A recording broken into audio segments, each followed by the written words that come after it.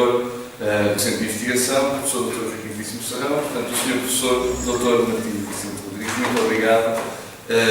Agradeço pessoalmente o gentil convite para fazer parte deste centro e o convite também para estar presente esta tarde aqui nesta casa, a falar de um assunto que me é muito caro e que também é muito caro ao meu amigo Eurico. O professor Eurico Gomes Dias, um amigo de não muito longa data, mas em quem encontrei profunda generosidade e também um apego, um gosto pela causa militar e uma postura que é exemplo, que poderá ser exemplo também para muitos de nós militares em relação à instituição, e também um agradecimento às senhoras doutoras Mónica Estrela e Wanda Marques, com quem tenho correspondido, a quem também tenho que evidenciar por dificuldades na correspondência eletrónica que iam prejudicando o regular funcionamento do centro, mas tudo acabou em bem. Portanto, se me cumprimentar mais uma vez a assistência, se me dão licença, eu vou-me sentar, porque realmente o espaço é um pouco exíguo. Se eu ficar perto das minhas subo muito e acabo por tapar o monitor.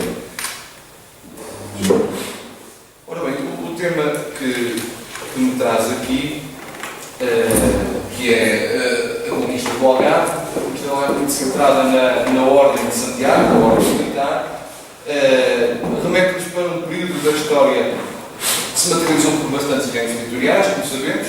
A conquista do Algarve é muito particular porque são ganhos muito significativos em muito pouco tempo. É de Aljustrel praticamente até à costa sul do Portugal atual, que se consegue conquistar num período que não terá sido muito superior a 6 anos, mas depois também, isso também é um aspecto que poderá ser, ou que vou abordar mais à frente, o aspecto cronológico. E é uma conquista que acabou por criar condições para que o bolonhês, o rei Afonso III, materializasse ou consolidasse finalmente a conquista do Algarve, com a conquista de Faro em 1249. A campanha do Algarve é uma campanha de conquista territorial, que nesta altura se materializava pela tomada de fortalezas, às quais correspondia um espaço envolvente e que terá sido planeada e conduzida pelo então Comendador de Alcácer, pai Pérez Correia, e a campanha, muito pela mão deste freire cavaleiro, atingiu o objetivo delineado. Portanto, o que me ponho a trazer é uma interpretação militar à luz de conceitos de dias de hoje, mas com plena consciência de que são conceitos anacrónicos em sentido estrito, mas que ainda assim são muito úteis. E em relação a este aspecto também, que endereçarei mais à frente, gostaria de dizer desde já que, apesar de serem conceitos atuais, são muito úteis como instrumento de observação do passado.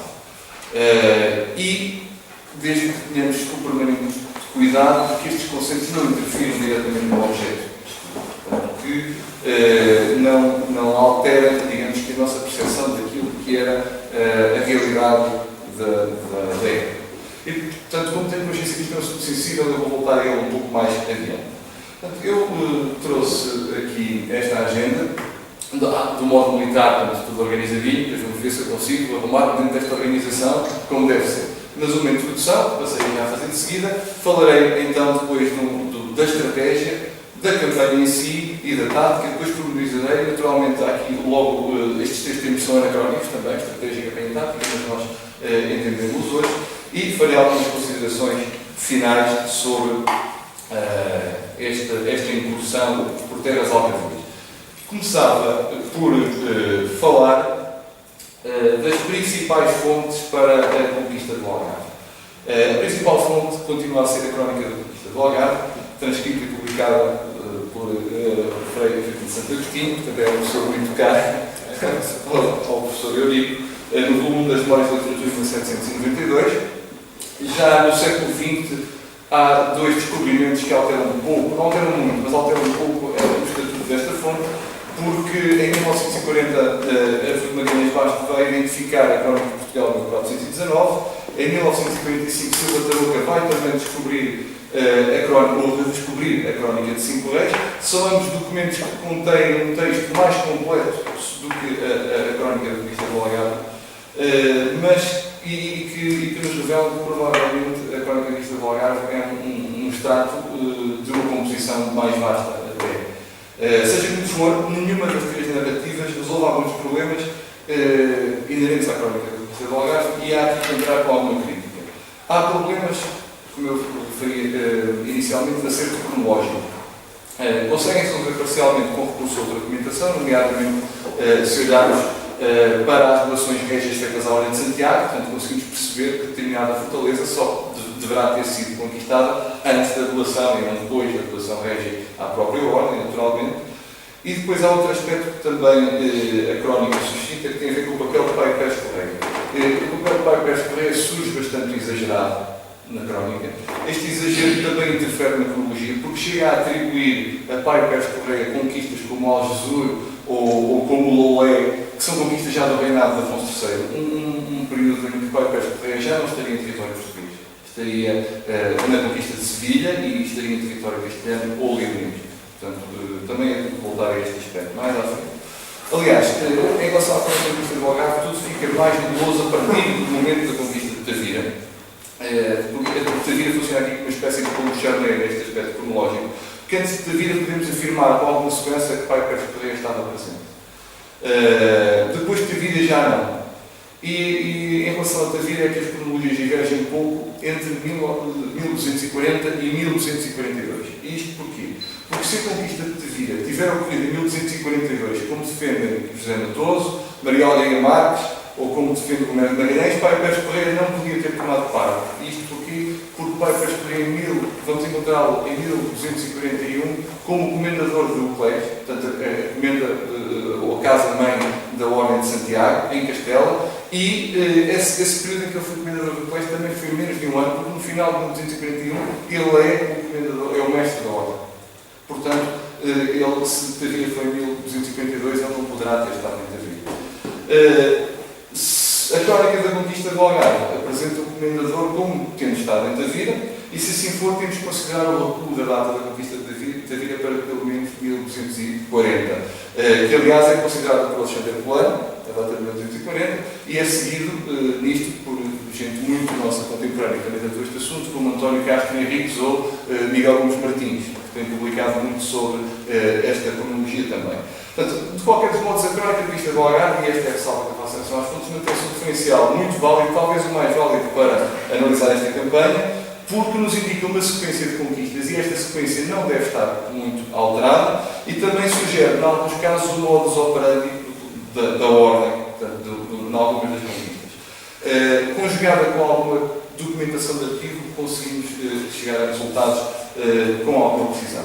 Portanto, a primeira chamada de atenção para as fontes e para dizer que numa primeira abordagem pareceria que toda a campanha se poderia resolver entre 1238 e 1240, pelo motivo que eu já referi, poderemos ter que estender até, ou considerar que ela se estender até 1242, e depois há aqui outro aspecto, que é antes de 1238, que foi quando tudo começou, temos que considerar este período entre 1235 e 38. Porquê? Porque em 1235 é o ano que Pai Pérez Correia assume a Comenda-Mor de Portugal, que está sediada em Alcácer do Sal, na altura.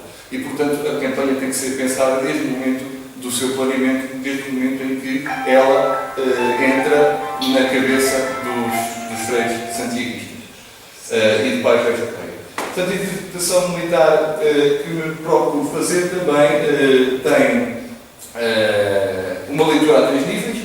Portanto, primeiro vamos procurar identificar os objetivos estratégicos dos intervenientes, identificar depois os objetivos de planeamento, ou seja, perceber o grau de intencionalidade para a conquista do Algarve, já pela Ordem de Santiago, e finalmente identificar alguns dos modelos táticos utilizados, o perigo local da força, como é que os freios santiaguistas resolviam o problema militar no terreno, no local. Aquilo que tinha falado, de voltar ao modelo de análise, volto a dizer que são conceitos odiernos, mas que nos são úteis. Nós, inclusive, quando falamos de história militar, vemos confrontados com a inevitabilidade de utilizar termos dos dias de hoje. Há termos que já são consagrados pela historiografia e que não existiam nas épocas que os historiadores militares tratam. Portanto, temos que nos conformar com isso. Aliás, quando nós lemos estudos medievalistas sobre a guerra, é impossível não encontrar estes termos. Termos como estratégia, como operações ou como tática, são termos que não têm significado nenhum no século XIII mas que têm significado hoje e que são usados na literatura e permitem que nós no século XXI possamos compreender com facilidade as matérias que estamos a tratar. O que se nota frequentemente é que, de autor para autor, o peso, a significância destes termos se altera. O que é que traz a ciência militar a este campo? O que é que traz os militares? Trazem um ajuste destes termos, fixam-nos. E, portanto, a utilidade da doutrina militar é conferir um significado mais preciso a cada um destes termos, um significado mais ajustado, e a doutrina militar atual, ao trazer este significado, vê a guerra como um todo numa perspectiva vertical. Eu trouxe dessa perspectiva vertical para este trabalho 3 níveis. O nível estratégico, o nível da guerra, o nível operacional das campanhas e o nível tático. A estratégia é a arte de utilizar a força para a concretização dos objetivos da política, que também é uma realidade que não é do século XIII. Mas a estratégia é a forma como, digamos, que os grandes condutores dos destinos de um espaço, os grandes poderes, pensam a forma de se sobrepor aos outros poderes. E normalmente os outros poderes não são só um adversário, por vezes são mais que um. Portanto, a estratégia, uma das características da estratégia é ser multilateral. Há que sempre entrar em conta com mais do que um ator, com mais do que um adversário. E, portanto, é uma preocupação também constante e é uma preocupação pensada a longo termo. O nível das campanhas, ou o que chamaríamos hoje de nível operacional da guerra, é um nível que procura alcançar os objetivos estratégico-militares, definidos pela estratégia. E estabelece os próprios objetivos operacionais. É este nível que são conduzidas as campanhas. Não estou a trazer para aqui toda a carga que tem a arte operacional e que foi só desenvolvida no século XX, não é nada disso. É só para percebermos que há um elemento de charneira entre a estratégia que é pensada e depois aquilo que é materializado, e esse elemento é o elemento que engloba a campanha em si, o desenho da campanha e a execução da campanha. E depois temos o nível tático, que diz respeito à forma como a força emprega localmente, e este, ao contrário da estratégia, caracteriza-se por ser bilateral, ou seja, somos nós e o adversário, nós e o inimigo, o opositor. E também se caracteriza pela aplicação da força ao poder de forma violenta e muito rápida, portanto, em períodos curtos de tempo. As batalhas, as lides, duram horas, duram no máximo um dia, portanto, não duram mais do que isto. Agora, porquê? Porque a razão esta taxonomia é relevante? Porque, ao contrário dos dias de hoje, na Idade Média, estes 3 níveis estavam concentrados numa pessoa só. No monarca, ou no caso do Ordem de Santiago, no Comendador de Santiago, que teve liberdade de ação para isso. Portanto, diríamos que estes 3 níveis estão concentrados e se mesclam indistintamente numa só pessoa, que é a pessoa do poder que vai conduzir a guerra. Ao compartimentá-los hoje em dia, a única coisa que fazemos é estruturar o pensamento. E era esta ressalva que eu gostaria de fazer em relação ao modelo de análise. Passaria então a falar da estratégia da Ordem de Santiago, mas antes disso, para nos introduzirmos na época, iríamos observar alguns dos aspectos contextualizantes do século XIII. O primeiro aspecto é a reconquista. É um conceito que tem sido muito debatido, volta e meia regressa à liça, e, portanto, há sempre um debate sobre o conceito de reconquista, porque não é consensual. No entanto, continua a ser útil porque o conceito de reconquista remete-nos para a meta-história. Ou seja, se falar em reconquista na cabeça de todos nós, há um conjunto de ideias que já estão formadas desde os bancos da escola, desde a casa dos nossos pais, dos cristãos contra os muçulmanos, do espaço ibérico a ser, digamos que, conquistado palmo a palmo, não é? Em direção a sul. E, portanto, a reconquista não é só, ou este período, chamemos de reconquista entre aspas, aliás, eu coloquei entre aspas, não é só um período de dissensões, de litígio, de choque entre os poderes muçulmanos e os poderes cristãos, é também dentro dos poderes cristãos choques internos e dentro dos poderes muçulmanos choques internos. Gostaria de chamar a atenção para esse aspecto. E depois também outro aspecto interessante é que a Península Ibérica é uma das 2 frentes de combate contra o Islão. A outra é a Terra Santa, como sabemos. E não estão assim tão distantes, porque há intercâmbios a muitos níveis. E só para dar um exemplo, 3 cruzadas em direção à Terra Santa passaram por Portugal e materializaram 3 grandes conquistas no espaço português. Uma delas é a conquista de Lisboa, em 1147, no contexto da Segunda Cruzada. Aliás, Santarém é tomada uns meses antes porque é indispensável para a conquista de Lisboa, para não ficar uma ameaça nas costas dos cristãos em Lisboa. Também foi assim em 1189, com a Terceira Cruzada, que apoiou o nosso rei Sancho na conquista de Silves. E em 1217, com a conquista de Alcácer também, isto já no âmbito da Quinta Cruzada. Depois há aqui outro aspecto, que é o aspecto das monarquias e do papel das monarquias no século XIII. Elas, na altura, debatem-se pela afirmação do seu poder. O grande problema do monarca é, no meio de, então, do caso do monarca português, isso é muito bonito da altura, no meio de um primus inter pares, que é aquilo que ele é, ter que se afirmar, ter que se demarcar daquilo que é uma nobreza, no caso português, uma nobreza dentro do Minho, que lhe é muito próxima e que o desafia constantemente. E, portanto, basicamente, as principais preocupações dos monarcas são em colocar a uma distância razoável a nobreza e o clero. E, portanto, eles têm que se fortalecer politicamente. A luta contra os não favorece, porque eles veem precisamente na conquista territorial, no alargamento do espaço, na expansão, uma maneira de fortalecer o seu próprio poder. Ou um instrumento eficaz para o conseguir. Depois, o papel da Igreja. Na Idade Média, Deus está omnipresente. Deus regula todas as relações sociais. Não só do lado cristão, mas há lá também do lado muçulmano. Não é? No entanto, a influência desta Igreja Universal também é relativa. Os poderes vão desde seguimento cego daquilo que está estipulado pela Igreja, como também ignorar quando a relação custo-benefício favorece. Então, isto, do ponto de vista dos poderes, acontece desta forma, por isso é que temos monarcas excomungados ou prestes a serem excomungados de vez em quando, não é? Precisamente porque se arrogam a fugir àquilo que está determinado pela Igreja, pelas relações normais sociais. Temos o Papa à cabeça da Igreja, e o reconhecimento do Papa como a autoridade máxima em matéria de arbítrio é muito importante para os reis cristãos, porque faz com que exista uma constante preocupação das monarquias em obter o favor do sumo pontífice, não é? Obter o sancionamento da Igreja para aquilo que os monarcas querem fazer e principalmente para estas questões relacionadas com o alargamento territorial. E o sumo pontífice está extremamente ligado também a uma realidade que começa a renascer neste período, que é a importância da legalidade. Dos assuntos legais.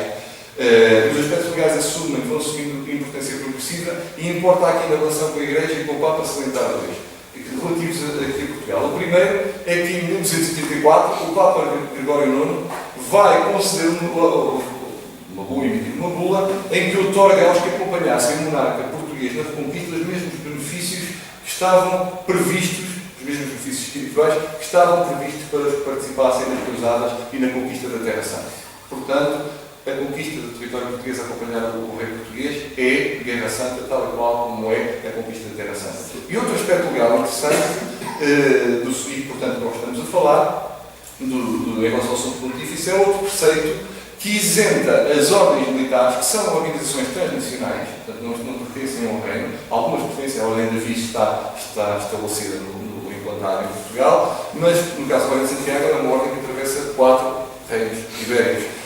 E há também um preceito pontifício que isenta as ordens militares de respeitarem as tréguas que os monarcas cristãos estabelecessem com os muçulmanos. Portanto, o monarca podia estabelecer tréguas, mas o que a ordem fazia era outra questão, outro assunto.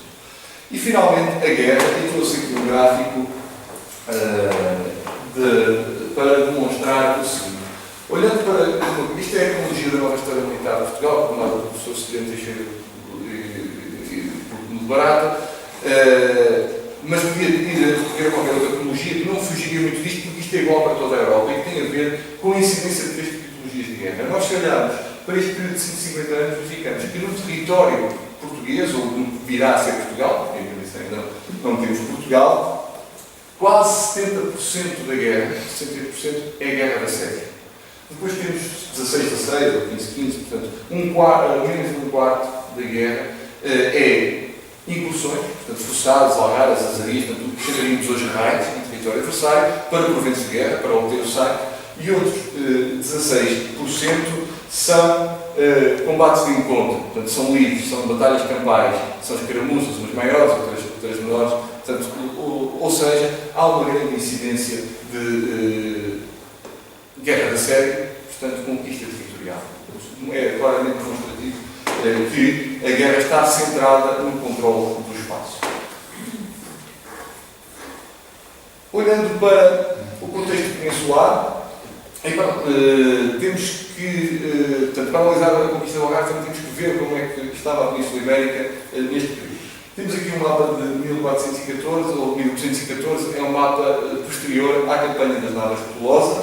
Navas de Tolosa é uma batalha conduzida pelo reino de Castela, mas que teve a presença dos monarcas dos outros reinos ibéricos, e que não é a batalha em si que é decisiva, mas é a campanha das Navas de Tolosa em 1212 que é decisiva. Porquê? Porque vai utilizar a conquista de um conjunto de fortalezas, Calatrava, Caracoel, Malagona, Largos, Benavente, Pedra Buena. Portanto, vai criar aqui este saliente no reino de Castela, e é um saliente que os muçulmanos nunca mais vão recuperar. Do lado leonês, a coisa foi mais difícil. Ao chegar ali à Serra de Tentoria, a coisa foi mais difícil para ser ultrapassada. Mas, fundamentalmente, as Navas de Tolosa fazem isto. Fazem progredir o reino de Castela quase até ao vale do Guadalquivir. Depois, a partir de 1213 e até 1224, há a desagregação do Império Almohade em África, com um califado Vicente Yusuf II, que é controlado por um conjunto de conselheiros, de cheques e de vizirs, que estão mais interessados em fazer valer as suas ambições pessoais e não em apoiar o califa a governar. E, portanto, isto vai levar a que algumas províncias fronteiriças se desagreguem do Império Almohade e que procurem colocar-se debaixo do chapéu dos reinos cristãos, precisamente para evitar ou para se protegerem de represálias por parte do Império Almohade, com centro em África. A partir do início da década de 1220, portanto, a década de 1220 é uma década de campanhas castelhanas em direção mesmo ao vale do Guadalquivir, de tal modo que, em meados da década, já estão consolidadas as posições no curso médio-alto do rio, e este saliente acentua-se. Portanto, os leoneses aí sim vão conseguir, nesta altura, conquistar Cáceres e, portanto, vão ficar, digamos que, às portas de Badajoz. Vão-se apoderar de Béria e de Badajoz finalmente em 1230, o que vai permitir, portanto, o avanço leonês nesta armadura leonesa para Béria e Badajoz vai permitir, por exemplo, que o rei português se apodere de Elvas. Elvas é, por isso, simplesmente abandonada pela administração muçulmana, e a monarquia portuguesa pode ocupá-lo. Há outro acontecimento aqui no Andaluz. Em 1228 há a revolta de um dissidente de uma dinastia local, em Peúde, é um almogavre de Múrcia. Ele vai arrastar consigo todos os murcianos e vai derrotar uma força de Valência que se dirige contra ele. Mais tarde, Sevilha vai se submeter também a Menudo e, portanto, um período muito curto de pequenas taifas que se formaram também, que seria o terceiro período de taifas, acaba por não ser breve. Porquê? Porque Ibn vai conseguir fazer uma espécie de emirado andaluz, independente do poder almohade africano, e a quem é que resiste? Resiste uma taifa em Valência e resiste aqui também o Gado. Portanto, esta taifa de Niebla, digamos, no ocidente da península. Esta taifa de Niebla tem também um dissidente sevilhano, que é um outro Ibn Mahfouz, ou Aben Mafon, na crónica do Algarve, que se refugia em Niebla e propagou-se emir do Algarve, e portanto não se quis submeter a Ibn. Chegou inclusive a assistir em combate e fez uma manobra interessante, colocou-se, ou prestou vassalagem em Fernando III e portanto, Fernando VI já ali em Castela, e colocando-se debaixo do chapéu de Fernando VI também impediu que Ibn Mahfouz o conseguisse, digamos, derrotar. Se ele era efetivamente emir de todo este espaço, só se intitulava, é uma coisa que não sabemos. O que sabemos é que há um conjunto de poderes muçulmanos no Ocidente, no Gado, que têm um grau de autonomia grande em relação a todo o resto. Vamos ver então o que é que para o Algarve cada uma das coroas pretende. A coroa de Castela tem como objetivo estratégico atingir Sevilha, que Sevilha há de ser conquistada depois em 1248. E este é o objetivo estratégico, atingir o espaço de influência de Sevilha, o termo de Sevilha, e não só, provavelmente também tudo que deriva de Sevilha, que são os portos do mar do Algarve. O Guadiana vai desaguar naquilo que já é o nosso Algarve, não é? E, portanto, provavelmente a intenção de Castela era, da coroa de Castela, era todo o espaço de influência de Sevilha, e temos que considerar o Algarve também. O centro de gravidade daquilo em que Castela aparece a força é o grande contingente militar que consegue mobilizar. Consegue mobilizar a hoste do rei, consegue mobilizar a ordem militar. E aqui destacam-se para Castela a Ordem de Santiago e a Ordem de Alcântara. Há um significativo controle do reino de Castela sobre a Ordem de Santiago. A sua sede é em Uclés, que é Castela, não é? E a Ordem de Alcântara. Tem uma capacidade de mobilização durante, tem um território muito vasto e, portanto, pode mobilizar muita gente naquele território e tem uma rede de fortalezas também com as respectivas guarnições. Vulnerabilidade do Reino de Castela, estratégica, é o facto de confinar, ter linhas fronteiras extensas com muitos poderes diferentes. O que significa que, para concentrar o seu potencial contra um poder, tem que estar, digamos, em linguagem corrente, de bem com os outros. Portanto, não pode concentrar o potencial num lado e depois ter que vir a correr rapidamente para o outro. Portanto, é importante para o Reino de Castela estar bem com o Reino de Portugal se quer avançar para sul, para que o Reino de Portugal não crie problemas ou no Minho ou no Rio Bacoa, por exemplo. Portanto, esta é a grande vulnerabilidade do Reino de Castela. Temos depois o Reino de Portugal, que tem como objetivo estratégico a sua expansão para sul. Bem, a respeito, inclusive, do reavanço para sul iniciado em 1217 com a conquista de Alcácer, Miguel Gomes Martins fala, por exemplo, do espaço natural de conquista de Portugal para sul. Portanto, é um conceito também que pode ser discutido, mas que efetivamente é assumido como o nosso espaço natural de avanço. É uma ideia que não é de desprezar. O objetivo estratégico então será o Algarve, portanto, este Algarve termo moderno que nós conhecemos, portanto, mas também podemos pensar que, se calhar, estaria na mente do monarca português o Algarve, incluindo Sevilha, a grande cidade de Sevilha, o grande porto de mar de Sevilha, é um porto de mar que, efetivamente, tem saída para o mar, através do Viana de Gama, o Guadiana até ali. O centro de gravidade também é centro do contingente militar que pode mobilizar, o contingente militar que assenta numa pequena guarda régia, à escola, portanto, dos cavaleiros mais próximos do rei, de uma alta nobreza, não tão alta porque o rei Afonso Henriques também tratou de se marcar desde logo da tradicional nobreza vencedora e mas uma nobreza que foi sendo construída ela própria pelos monarcas, sucessivamente. As forças que o monarca e a nobreza também podem, portanto, as jornadas dos nobres, as forças que o monarca também pode mobilizar, as ordens militares, a ordem da Viz, que é uma ordem que é aquela sobre a qual o monarca português tem mais controle, a ordem do hospital também, que é uma ordem universal, uma ordem internacional, mas o monarca português tem um controle superior sobre a ordem do hospital do que tem sobre a ordem de Santiago, esta capacidade de mobilização foi reforçada a partir de 1884, quando quem acompanhasse o monarca português estaria a beneficiar ou teria os mesmos benefícios espirituais do que quem fosse para a Terra Santa. E depois também a rede de fortalezas e respectivas guarnições. Problemas do monarca português, e nesta altura de Sancho II, são as incidências internas. Aliás, Sancho II vai ser considerado o rei inútil e vai estar em guerra com o seu irmão, com o Lunhês, que depois que será apoiado pelo Papa e que vai ele assumir os destinos da coroa, e portanto Sancho II acaba por morrer em Castelo no exílio. Depois temos o espaço muçulmano do Algarve, vamos chamar poderes muçulmanos do Algarve. Há quem chame de taifa de guerra, mas talvez seja exagerado chamar de uma taifa. Tem como objetivo estratégico único é sobreviver autonomamente. Assenta a sua sobrevivência na rede de fortalezas que controlam. As suas capacidades são exíguas. Portanto, tem as munições das cidades, não se conhecem por menor, mas temos que admitir que era um efetivo numeroso. Portanto, são cidades populosas no Algarve. São contingentes bem organizados, terão um núcleo de combatentes profissionais, digamos, aos quais se podiam juntar mercenários e servos. É natural que também procurassem contingentes breves, à semelhança do que os anteriores membros de taifas também conseguiam fazer.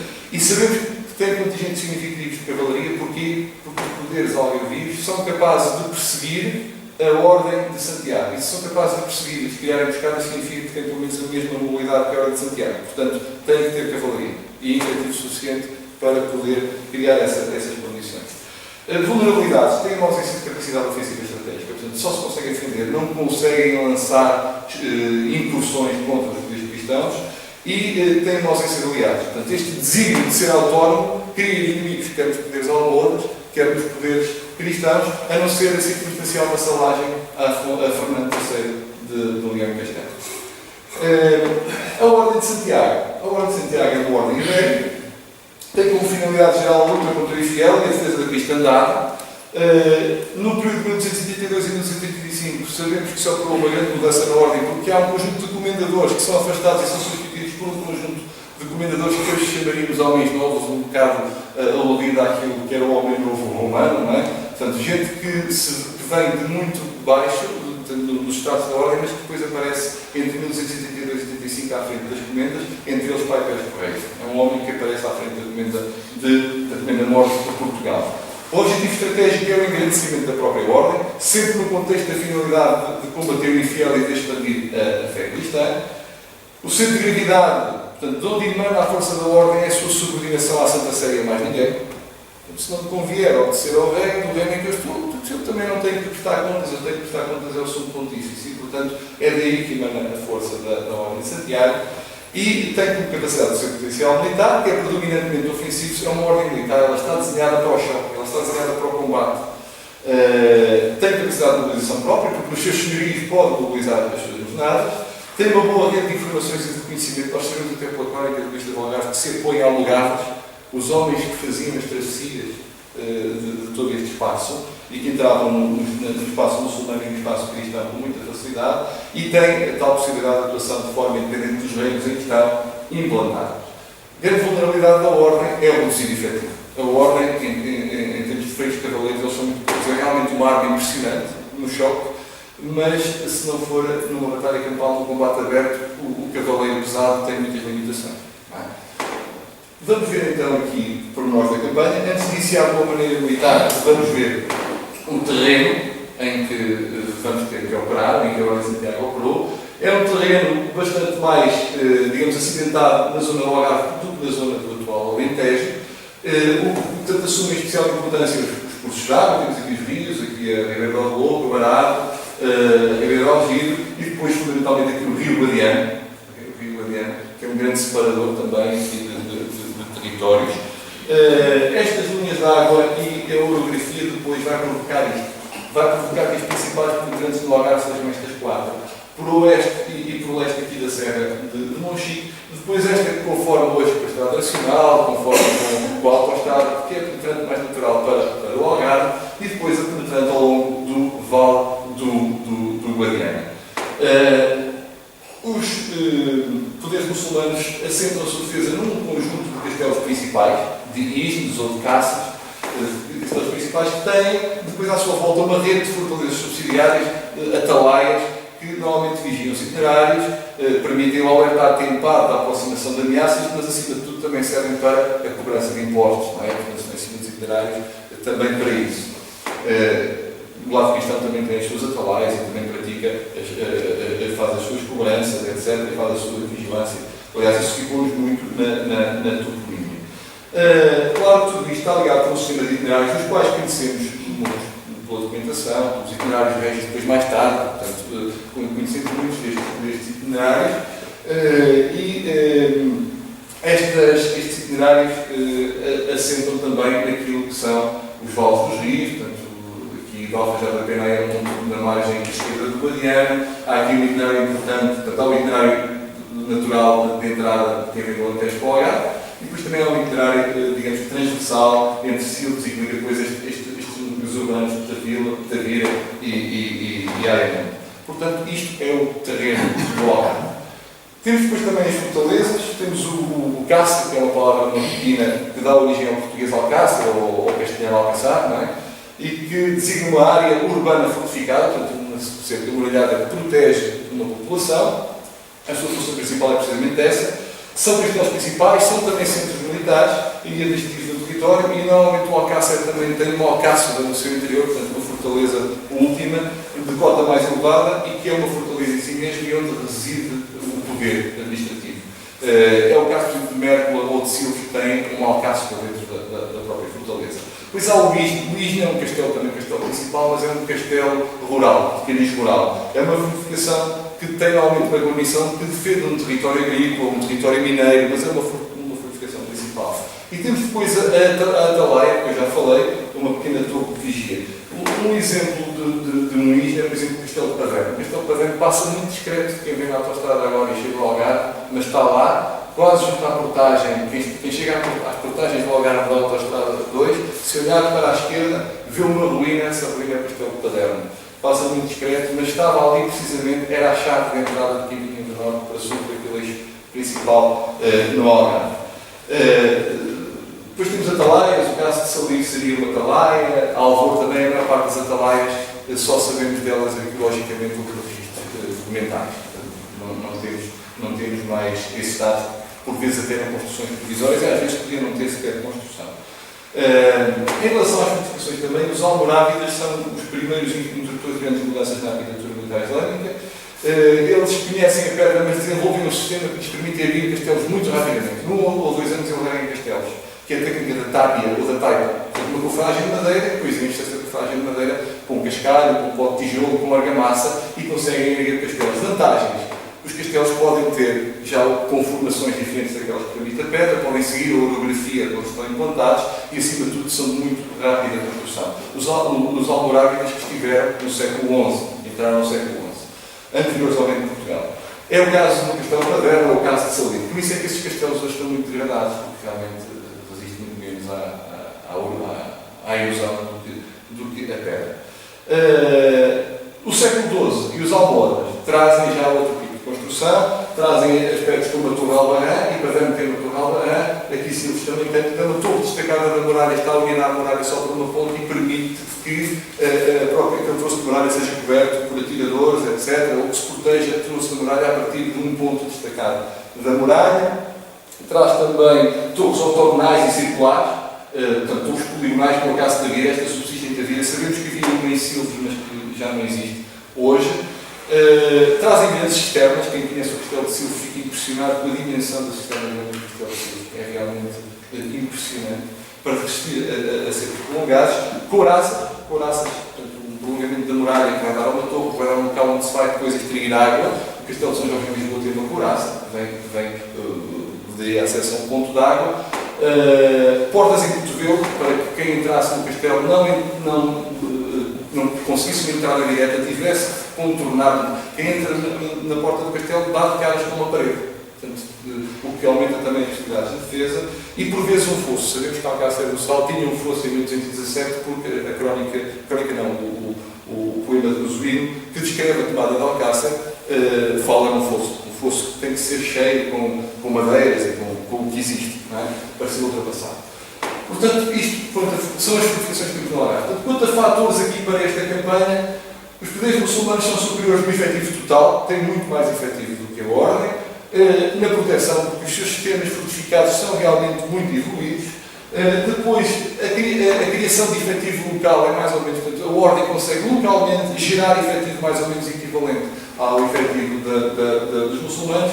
E depois, nos outros 3 pontos, no valor tático, qualidade das forças, no moral e no comando e controle, a Ordem de Santiago supera claramente. Valor tático, porque realmente a Ordem é uma ordem militar, ela está desenhada para a guerra. O moral, precisamente porque as ordens militares são introdutoras, agora é alongar-me muito, mas são introdutoras de conceitos como eu não combato por mim, como combato o nobre. O nobre laico combate pelo próprio, pela sua imagem, pelo seu valor, não é? As ordens militares tradicionais, mas mais outras mesmas tradicionalmente não, combatem pelo grupo, que é aquilo que é o conceito de hoje em dia. Portanto, isso dá-nos uma vantagem prática e também o comando e controle, porque as ordens militares treinam o combate em conjunto. Não é?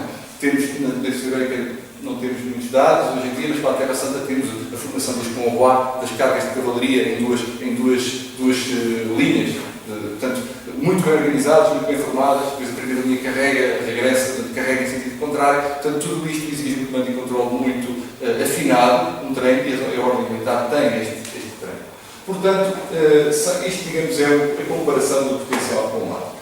A ordem tem como objetivo de campanha o controle do território algarvio, e o método que vai utilizar para suprir aquilo que são as vulnerabilidades é: eu não consigo atingir diretamente, por exemplo, Silves. Nunca na vida a Ordem de Santiago conseguiria sacar Silves e ir diretamente a Silves, que era o centro de prioridade algarvio. Portanto, o que é que vai percorrer? Pensei, olha, vou seccionar o Algarve em partes. E vou seccioná-lo e vou batendo por partes e conseguir, de secção em secção, alargar o controle territorial. O centro de prioridade operacional, a Ordem sabe que é Silves. A Ordem sabe que quando conquistar Silves, que é a fortaleza principal do Algarve, todo o Algarve se desmantela, e portanto há uma noção clara disso, e a norma estratégica é a aproximação indireta por ações sucessivas. É o que aqui está. Vamos ver como é que isto se materializa. As operações são dirigidas contra fortalezas porque há efetivamente necessidade de controlar o território e essas fortalezas nunca são, primeiramente, as fortalezas grandes, são sempre as fortalezas menores, são as atalaias, porque elas é que depois vão servir de cabeças de ponto para ir às fortalezas menores. Vamos ver então como é que isto foi feito. Isto representa aquilo que já pertencia à coroa portuguesa, o que está amarelo representa o que são domínios muçulmanos em 1235. E o que é que nós temos aqui? Temos que, entre 1234 e 1235, a ordem toma Aljustrel. Toma Aljustrel e sabemos que com Aljustrel não se sabe como foi tomada, não se sabe o método utilizado, mas é pouco provável que tenha sido com recurso ao cerco. Portanto, terá sido um ardil ou outra situação. E com este castelo sabemos que se submeteram Ferreira, Messejana e Castro Verde. Provavelmente terão sido abandonados porque eram fortalezas subsidiárias de Aljustrel. E, portanto, a partir do ano de 1236, a Ordem de Santiago tem um verdadeiro depósito de armamento, de animais, de equipamento, que é o castelo de Aljustrel, e, portanto, estava estabelecida a base de operações que vai ser utilizada pela Ordem para toda a conquista do Algarve. Um verdadeiro arsenal que a Ordem vai concentrar ali em Aljustrel. Entre 1237 e 1238, a Ordem avança para Mértola. E a conquista de Mértola é interessante porque é uma opção pela baixa leste do território, Mértola, e é também a única situação da conquista do Algarve em que nós suspeitamos de intervenção régia. É possível, mas não é certo, mas a crónica menciona que o rei, ou por via naval, ou eventualmente por via terrestre e naval, tenha cercado e ocupado Ayamonte de maneira a fechar a entrada de Guadiana em direção a Mértola. E, portanto, é uma espécie de operação de moldagem para permitir que a Ordem de Santiago consiga, tenha liberdade de movimentos para atingir Mértola, sem que houvesse risco de haver reforços muçulmanos vindos pelo rio. E, portanto, a Ordem conquista Mértola e logo a seguir conquista o castelo de Alfajar da Pena. E com a conquista de Alfajar da Pena na margem esquerda do Guadiana, a Ordem controla perfeitamente o itinerário para Niébla. Por Saltos e Quebraleão e Huelva, controla todo o itinerário para a parte leste da suposta taifa de Niébla. Então a Ordem, neste momento, controla as duas margens do Guadiana. Depois temos aqui uma situação que não sabemos muito bem, que é a situação de Estrombá e de Álvaro. A crónica menciona estes dois pontos fortes e menciona que foi tomado Estrombá primeiro e depois terá sido tomado Álvaro. A Ordem, quando toma uma atalaia, precisa tomar logo outra, porque uma fica muito vulnerável. Tendo duas, funcionam como contra-castelo, ou seja, se for atacada uma, a outra pode vir automaticamente em socorro. Não é certo que tenha realmente ocorrido, mas a crónica menciona que ocorreu e que a partir destas duas posições, para escorrer a Ordem, começa a fazer correrias, tanto forçadas, digamos, por todo o Algarve, a prejudicar grandemente digamos, a economia agrícola dos muçulmanos, a ponto dos muçulmanos terem proposto uma troca dessas duas fortalezas pela fortaleza de Cacela. Aqui. Esta fortaleza de Cacela, isto temos a certeza que efetivamente foi conquistada, ou foi ocupada, digamos, e o que vemos é que em 1239 a Ordem tem o Guadiana completamente na sua posse, porque tem Cacela. Tendo ou não tido antes na sua posse Estrombá e Almor, Cacela temos seguro que tem.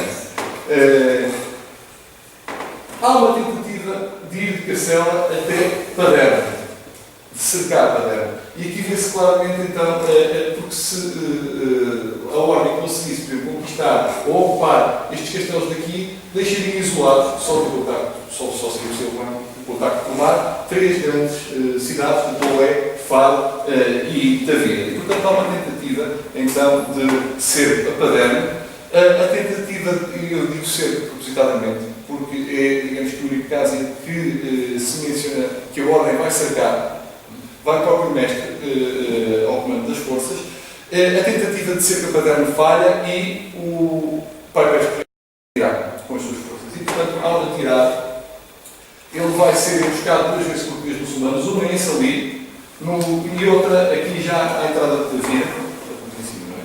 E outra já à entrada de Tavira.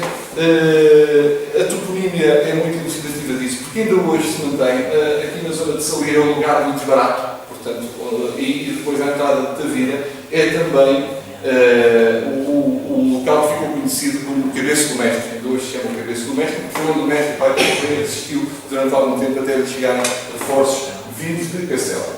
Depois, a seguir a este episódio da taberna, há uma espécie de pausa operacional, ou seja, há uma trégua assinada entre os espatários e os poderes muçulmanos, que vai ser quebrada pelo episódio que a crónica relata por um conjunto de freires, de eminentes freires da ordem, que vão caçar para as imediações de Tavira e os muçulmanos de Tavira ou não acham piada ou acham que aquilo é um atrevimento muito grande, mas o que é facto é que são os próprios muçulmanos, no dizer da crónica, que temos de fazer também uma crítica, que quebram a trégua e matam os freires santiaguistas. A crónica depois não é bem explícita, mas ao que parece, Pai Pérez Correia, se esteve em Tavira, e a partir daqui não sabemos se esteve, conduziu uma expedição comitiva que se apodera de Tavira. E as tréguas estão quebradas. E, portanto, a ordem passa a estar na posse de Tavira.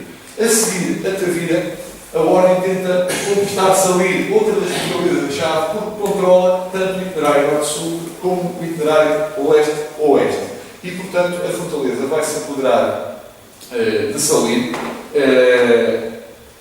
e, ao apoderar-se de Salir, vai conseguir, portanto, estas fortalezas deixam de ter utilidade, deixam de ter as fortalezas interiores, e neste momento, depois de Salir, elas caem nas mãos, provavelmente também abandonadas, caem nas mãos da ordem. E aqui há a oportunidade, portanto, estando a ordem na posse de todo o leste algarvio, há uma oportunidade para ir a Silves. E Silves é tomada por intermédio de um ardil. Portanto, havia uma tendência dos muçulmanos para procurarem combates de encontro com a ordem, fora das suas fortalezas, porque aí sabiam que tinham um efeito superior e podiam ganhar, e, portanto, o Pai Pérez Correia vai fazer isso. É atrair a guarnição de Silves para fora de Silves. Vai simular um ataque a Estombar, um cerco, um ataque à fortaleza de Estombar, e a guarnição de Silves, grande parte da guarnição de Silves, sai para dar combate de encontros, para dar uma batalha campal à ordem, e com parte do efetivo, Pai Pérez Correia ou não, aqui já não estando, regressa e vai tomar Silves, que está desguarnecida. E, portanto, Silves vai cair por intermédio deste ardil, e com a queda de Silves, admite-se que todas as fortalezas aqui até a Serra de Monchique acabam por cair.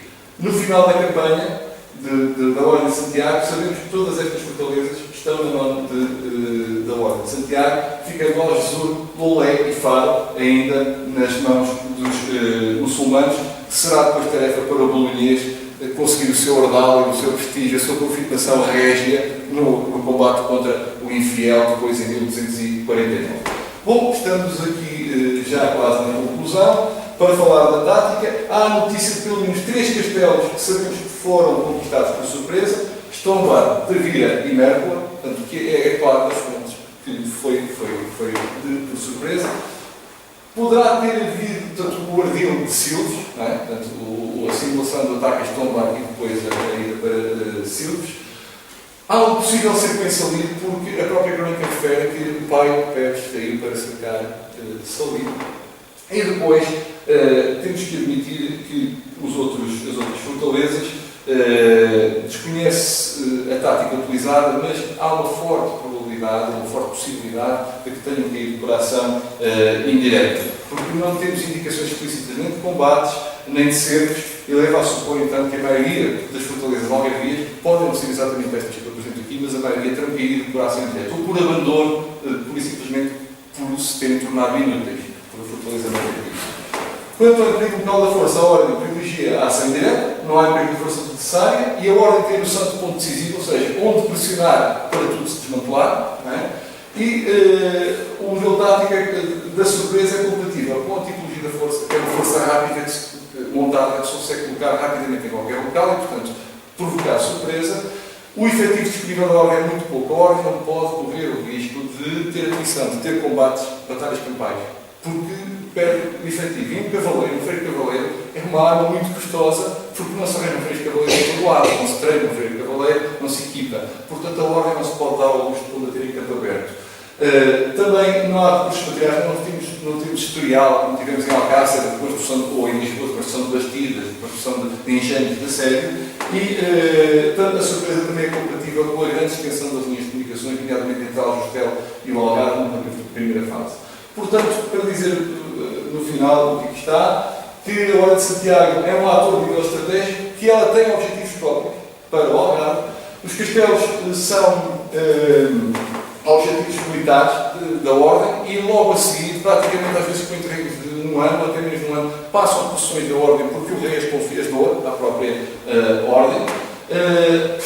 As vulnerabilidades estratégicas dos poderes do Algarve, portanto, o facto de não ter aliados e não ter capacidade ofensiva revelaram-se fatais, portanto, a Ordem utilizou também esse pormenor, e o objetivo estratégico da Ordem serviu a ambas as coroas, serviu a coroa portuguesa e serviu a coroa castelhana, ou castelhano-leonesa já nesta fase, de Fernando III, a ponto de criar um problema que só se resolveu no Tratado de Badajoz em 1862, quando finalmente o rei de Castela reconhece a soberania, entre aspas, também é conceito anacrónico, mas a soberania portuguesa sobre o território do Algarve e, portanto, deixa de nomear para lá, por exemplo, para o Algarve e passa a ser o rei português que pode nomear, entre aspas também, pode escolher a sua organização territorial.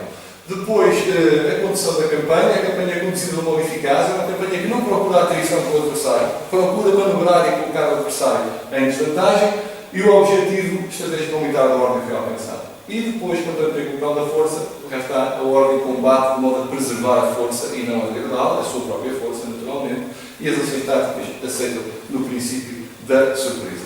E, portanto, era isto que eu queria trazer. Muito obrigado.